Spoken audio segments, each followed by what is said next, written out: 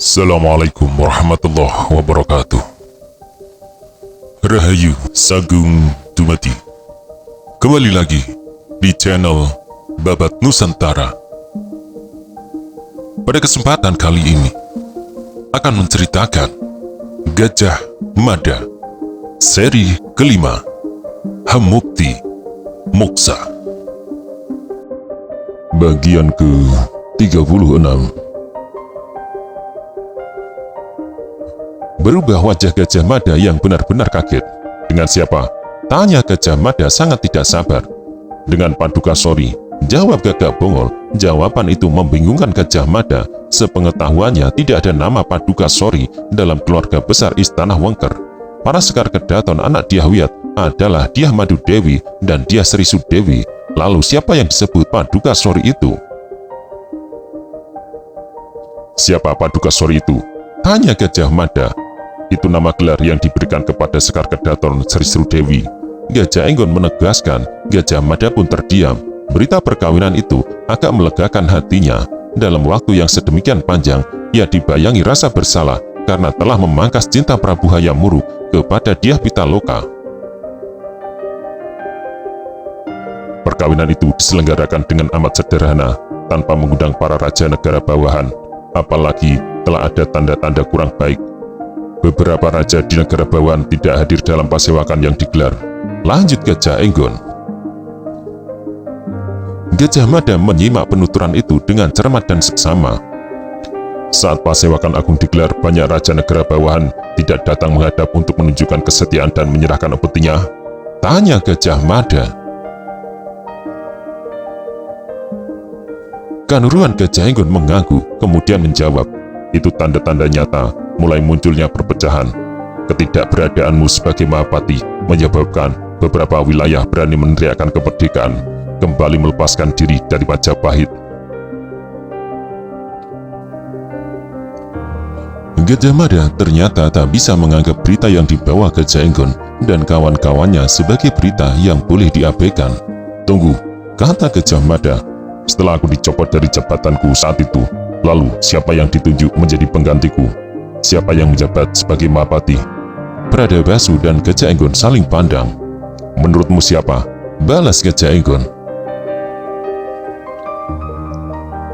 Gajah Mada memandang tamunya satu persatu. Ia yakin orang yang paling mungkin ditunjuk menjadi Mahapati adalah Gajah Enggon. Dari golongan Arya, tidak seorang pun yang memadai untuk memaku jabatan itu.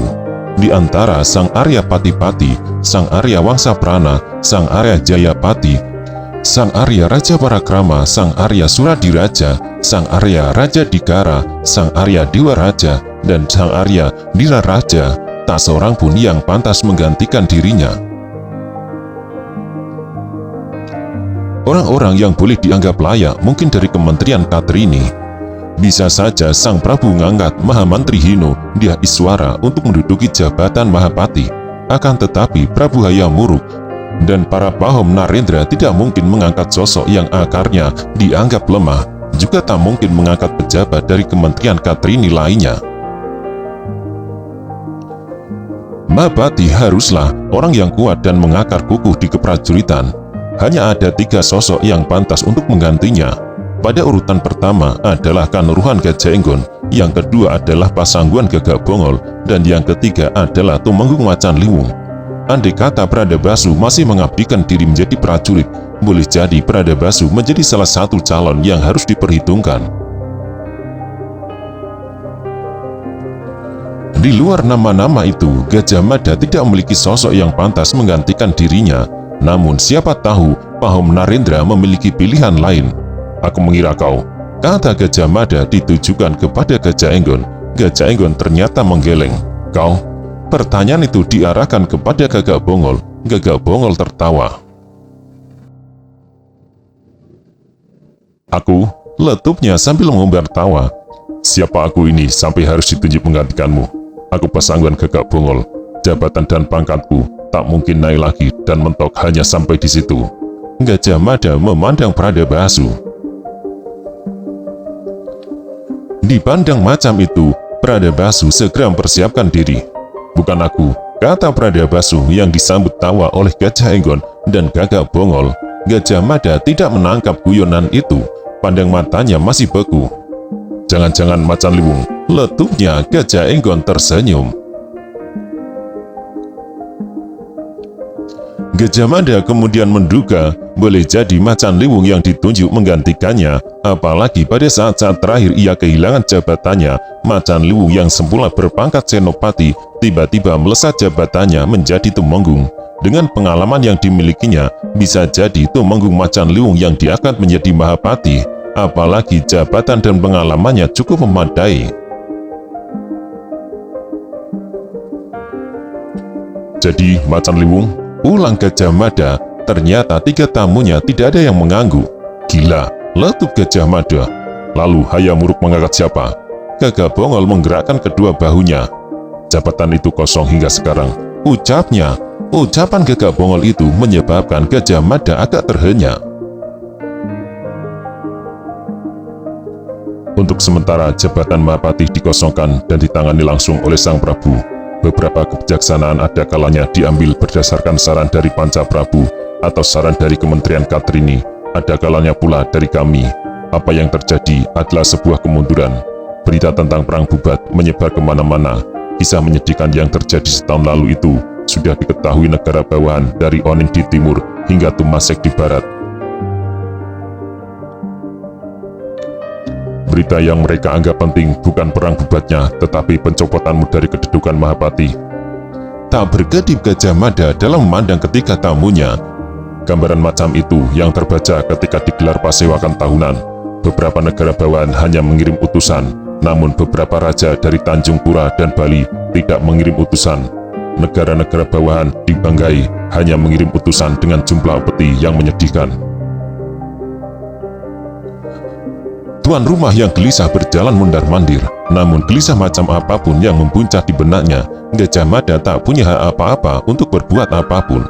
Ia kini bukan siapa-siapa, mau bertindak apa manakala ia tidak memiliki wewenang. Apa boleh buat? Ucapnya. Gajah Enggon terkejut. Apa boleh buat bagaimana? Letupnya Gajah Mada tertawa. Aku harus bagaimana? Tanya Gajah Mada. Sekarang ini aku bukan siapa-siapa lagi. Apapun yang terjadi negara, bukankah ada Gajah Enggon, Macan Liwung, Gagak Bongol, para Mahamantri Katrini, dan masih ada sederet Arya, belum lagi peran Pahom Narendra. Gajah Mada berjalan mundar-mandir, matanya tertuju ke arah air terjun. Suara air terjun yang gemersak, tak berkesudahan, menjadi warna yang amat dikenalinya. Meski seperti menertawakan apa yang terjadi, sejatinya Gajah Mada merasa resah dan tidak nyaman. Ada semacam rasa tak rela hasil kerja keras yang dilakukan selama ini mulai mengalami titik balik. Keutuhan Nusantara adalah juga keutuhan Majapahit. Retak tali pengikat Nusantara sama artinya dengan retak keutuhan Majapahit. Sangat disayangkan persatuan dan kesatuan yang selama ini telah dibangun melalui kerja keras harus kembali menjadi serpihan-serpihan. Akan tetapi, manakala teringat pada apa yang terjadi di lapangan Bubat setahun lalu, Gajah Mada merasa tidak lagi memiliki hak untuk bicara.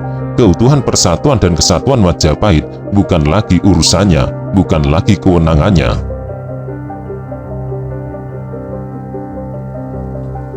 Kau harus kembali, kata Pasangguan Gagak Bongol. Gajah Mada terbelalak, tak disangkanya Gagak Bongol akan mengucapkan kalimat itu. Apa kau bilang? Letup Gajah Mada. Pasangguan Gagak Bongol memberikan tatapan mata amat bersungguh-sungguh. Kau harus kembali dan menduduki jabatanmu lagi, balas Gagak Bongol. Dengan terheran-heran, Gajah Mada memandangi raut wajah Pasangguan Gagak Bongol, lalu bergeser ke wajah Kanuruan Gajah Enggon, kemudian bergeser lagi ke wajah Pradabasu. Namun rupanya baik Pradabasu maupun Gajah Enggon membawa sikap sewarna dengan Gagak Bongol. Sebaiknya kau kembali, tambahkan Kanuruan Gajah Enggon. Dengan tegas Pradabasu mengangguk. Hening mengalir beberapa jenak. Gajah Mada mencoba mencermati keadaan berdasarkan oleh-oleh yang dibawa para sahabatnya itu. Aku bukan siapa-siapa, ucap Gajah Mada. Pradabashu merapatkan kedua telapak tangannya dan saling mengkait. "Majapahit mengalami kemunduran tanpamu," berkata Pradabashu. "Menghadapi gejala-gejala perpecahan yang terjadi itu, kami melihat kau harus kembali. Di depan mata ada persoalan yang jauh lebih penting dan membutuhkan perhatian. Menurut kami tidak kau harus kembali."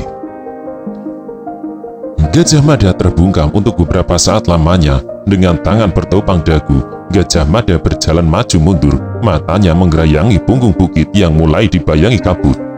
"Itu pendapat kalian?" tanya Gajah Mada. Kanuruan Gajah Enggon mengangguk. "Ya," tambah Pasangguan Gagak Bongol yang juga mengangguk. "Nantinya kami akan menyampaikan ini kepada Pahom Narendra. Duka Sang Prabu Hayam Wuruk toh telah terobati lewat perkawinan dengan Tuan Putri Padukasori. Waktu pun telah lama lewat, seyogyanya tak perlu lagi terjebak dalam sakit hati dan sebagainya." Gajah Mada masih berjalan mondar-mandir. Saat dilihatnya beberapa butir kelapa di bawah amben, Gajah Mada segera melolos pedangnya.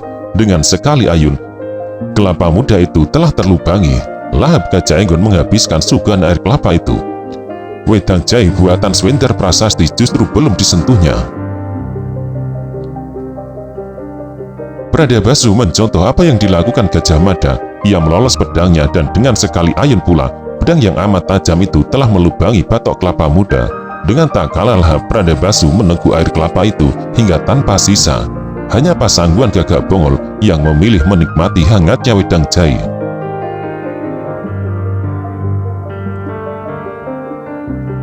"Jadi semua itu baru pendapat kalian?" tanya Gajah Mada. "Ya," jawab Gajah Enggon. "Akan tetapi nantinya hal itu akan kami bawa untuk dibicarakan di hadapan Sang Prabu dan segenap kerabat istana." Gajah Mada berusaha untuk tidak tersenyum sinis, akan tetapi raut wajahnya terlalu lugas untuk menutupi warna hatinya.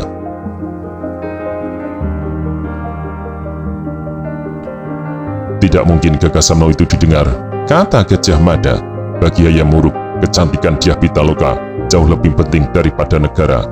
Ia tidak akan memaafkan aku. Hayam Wuruk tidak akan peduli.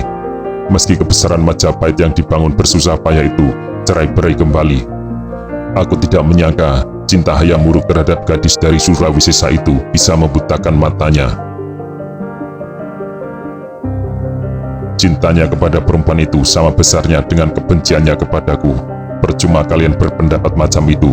Pahom Narendra tidak akan mendengarkan. Lagi pula persoalannya adalah padaku. Maukah aku menduduki jabatan itu lagi?" Pasangguan Gagak Bongol dan Kanuruan Gajah Enggon kembali saling lirik. Akan tetapi pertanyaan yang menggelitik justru datang dari Pradabashu.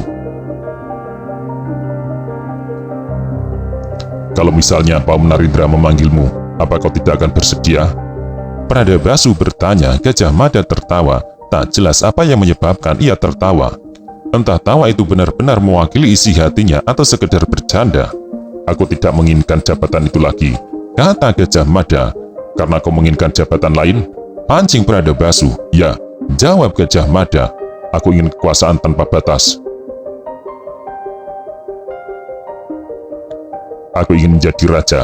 Dengan menjadi raja, aku bisa dengan tegas mewujudkan semua keinginanku. Dengan kekuasaanku tanpa batas, aku benar-benar bisa mempersatukan seluruh wilayah Nusantara." Ucapan Gajah Mada itu membuat Pasangguan Gagak Bongol dan Kanuruan Gajah Enggon terkejut. Namun kaget itu segera mencair ketika Gajah Mada yang memamerkan wajah batu itu mendadak tersenyum.